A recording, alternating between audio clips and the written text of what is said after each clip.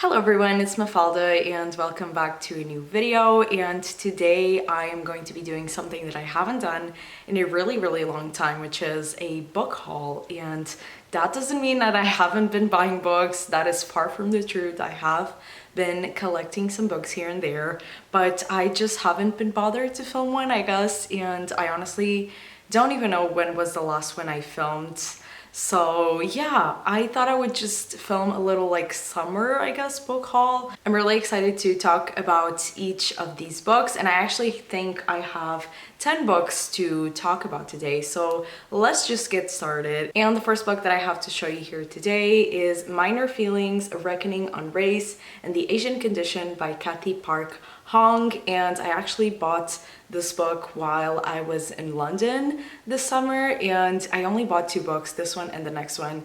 And this is one that I've had on my TBR for so long, and I've been meaning to pick up the audiobook and then I didn't. And so when I saw the physical copy at a Waterstones, I was just like, why not get it now? And it's also pretty short. I thought it was a longer book for some reason. And this is a nonfiction book, and it's a collection of essays by Kathy Park Hong, and it's about being Asian American. And that's pretty much all I know about this book. I know that a couple of years ago everyone was reading it and raving about it, so I'm really excited to pick up this book whenever I get the chance to. And yeah, I love collections of essays, and yeah, I'm really just excited to finally read this book. And now the second book that I got while I was in London that I also bought at Waterstones was Briefly a Delicious Life by Nell Stevens. And this is a book that has been making the rounds around BookTube for a long time now, and I've seen the cover everywhere, this cover and also just various other covers, and it always intrigued me. So I just skimmed the back and I was like, this seems fun. And also it was in the queer section because I went right after Pride Month, so there was still like a queer section at Waterstones, and it was there. I didn't know this book had any queer representation, so I was happy to see that. And yeah, I just decided to get it, and it does sound fun. The rating on Goodreads has me questioning though, because it's like a 3 something, and I think it's a very divisive book, so I'm excited to read it eventually. And this book follows a girl that died in the 1400s as a teenage girl, I think, and she died and she became a ghost in the island of Majorca, I think. And then 400 years later, so in the 1800s, a family moves to that same place where she died, I think. And this ghost, who is called Blanca, kind of finds herself entranced by the mom of the family, I guess, who is called George Sand. And this George Sand is a woman dressed in men's clothes, a ferocious rider, and a passionate lover of men and women alike. And so I think it's kind of this ghost falling in love with this woman that just appears on the island, and I guess that's it. And since this is a ghost story, I'm kind of thinking of picking this up during October, November, during the spooky season, because ghost stories are not very common on my TBR. So yeah, I think I'm gonna pick up during the spooky season, and I really hope I like this one. Not sure, I never read books like this, kind of like historical but also spooky books, but the queer representation is honestly everything I need to love a book. If it's done right, I know I'm gonna love it, so yeah. The next book that I bought is another nonfiction book, and it is What My Bones Know, a memoir of healing from complex trauma by Stephanie Fu. And first of all, this cover is just everything and more. I love this cover so much. I love the colors, and I don't know if you can tell how gorgeous it is, and also like the gold lettering. It's just chef's kiss. This is actually our book club book for the Nonfiction Baddies book club, which I host with Casey. I'll leave the links down below to the book club if you want to join. And this is our book club pick, I think, for September and October. Hope I'm right. Off the top of my head, I think that's it. And this is basically, well, a memoir about Stephanie Fu's experience healing from PTSD. Stephanie was in her 30s, she was thriving, she had the career of her dreams, and she had a relationship, and she was just everything was good in her life, and she started having a lot of panic attacks, and she went to a psychiatrist and she was diagnosed with PTSD from everything that happened in her childhood. She thought she had healed from everything that happened to her, but it was kind of all coming back to her because she had, I think, a really rough upbringing. And so it's basically her dealing with the diagnosis and trying to heal not only from her trauma, but also from having all of this in the present moment. And I just feel like this is going to be such a hard book to read. I feel like I'm gonna cry at some point, but I'm really excited to see how she deals with it, and also just to see her reflections on her own trauma. So yeah, I'm excited to read this during September and October. The next book that I bought is actually another nonfiction book and also another memoir, because that is just how I roll. So the next book is Hijab Budge Blues, a memoir by Lamia H. And this is a book that I'm so excited to read. I still hope I can get to it this year because I just feel like this is going to be a 5-star. I really hope it is a 5-star. And this is obviously a memoir about Lamia's life, and it follows her kind of like self-discovery journey of her discovering her queerness as a Muslim woman. And I think she moved to the US when she was 14. And yeah, it's basically her not only dealing with the immigration system in the US, which is just so complex and terrible, but also discovering her sexuality as a lesbian.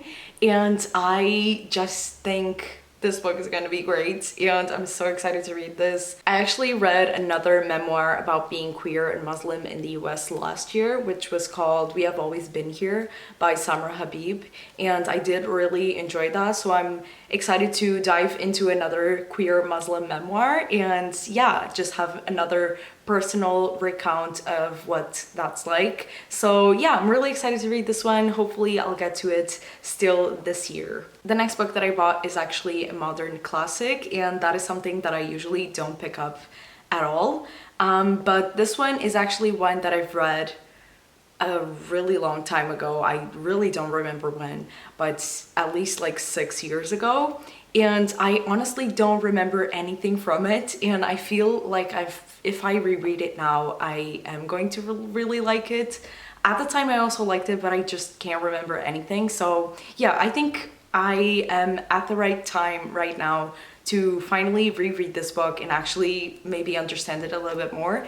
And that is The Bell Jar by Sylvia Plath. I didn't really have a physical copy when I first read the book. I borrowed it from someone. So yeah, now I got a physical copy for myself, and I am actually really excited to read this book, even though it is so dark. This book is set in the 50s, and it follows the main character, who's called Esther, and she works as, I think, an intern, yeah, in a New York fashion magazine.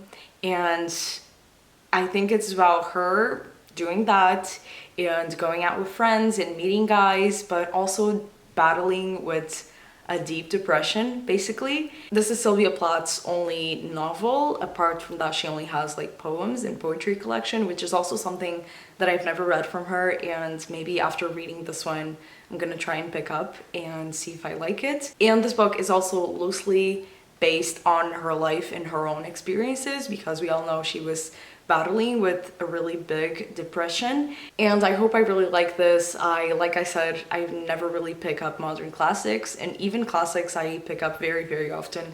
And yeah, it's just something very out of my comfort zone, but I'm excited to pick it up. The next book that I bought was Everything I Never Told You by Celeste Ng. This book is so old. I'm literally the last person to read this, probably. But I read Little Fires Everywhere, I think maybe a year and a half ago or 2 years ago already. And I also saw the TV show, which was great, and I loved the book as well.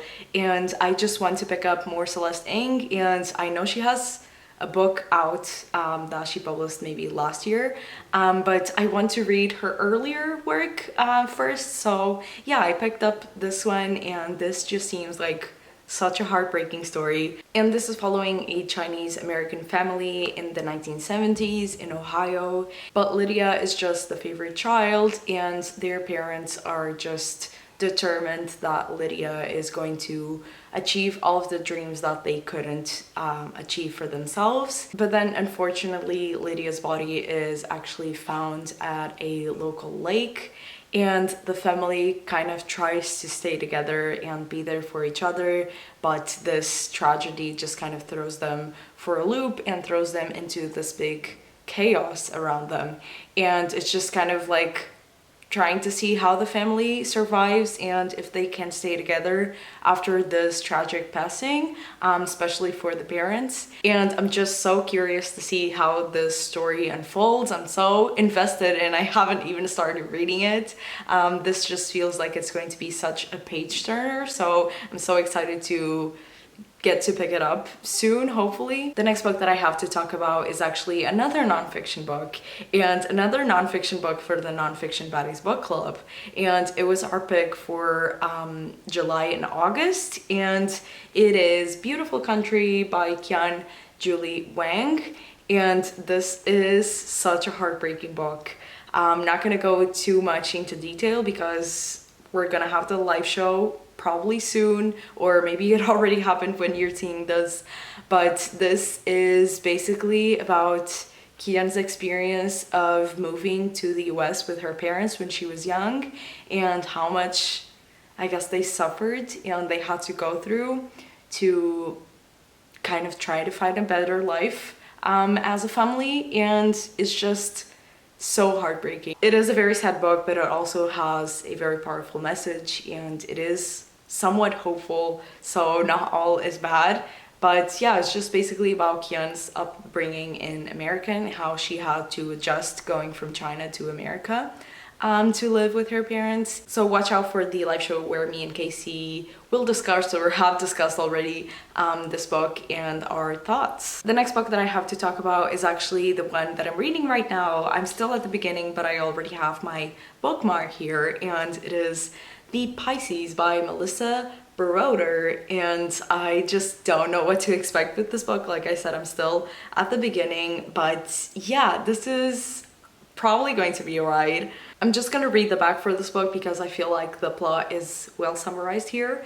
Lucy, recovering from a bad breakup, becomes entranced by an eerily attractive swimmer while sitting on the beach rocks one night. But when she learns the truth about his identity, their relationship and Lucy's understanding of what love looks like takes a very unexpected turn. And then I'm just gonna show you the cover. Like, can you see?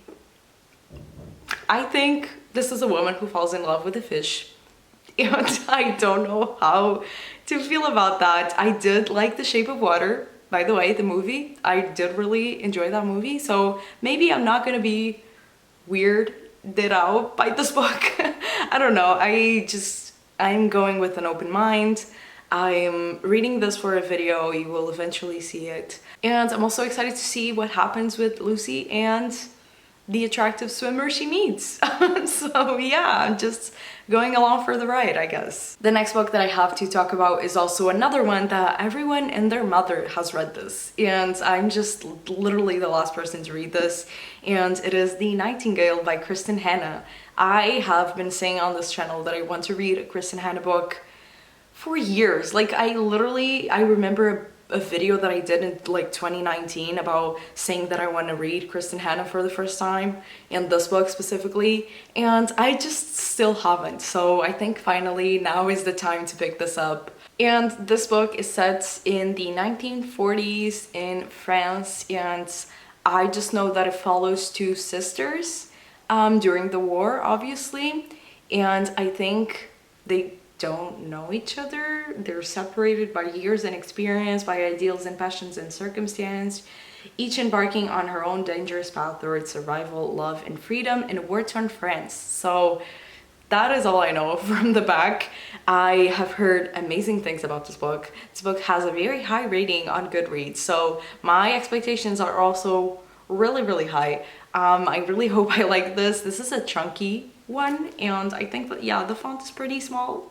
So this is gonna take me a long time to read, but I'm ready for it and I'm excited, and I want to see if I also really like this book because everyone seems to love it.